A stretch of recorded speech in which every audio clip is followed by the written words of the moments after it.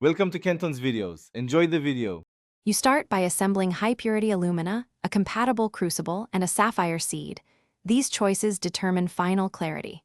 Heat control matters, ramp rates and stability avoid cracks.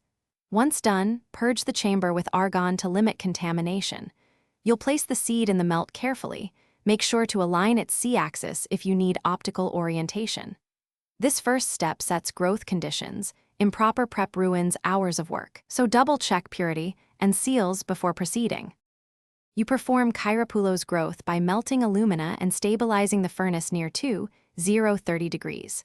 Once stable, lower the seed into the melt and begin the slow upward crystal formation. Control withdrawal and rotation precisely.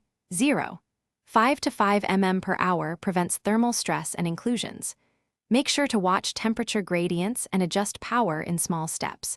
Abrupt changes cause dislocations. You'll also maintain argon flow and log parameters.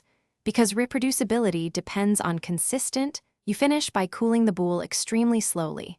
This can take 1 to 3 days depending on size. Once cooled, anneal to reduce internal stress and adjust color, then cut and polish to the required thickness and curvature. Inspect with magnification for inclusions and stress birefringence.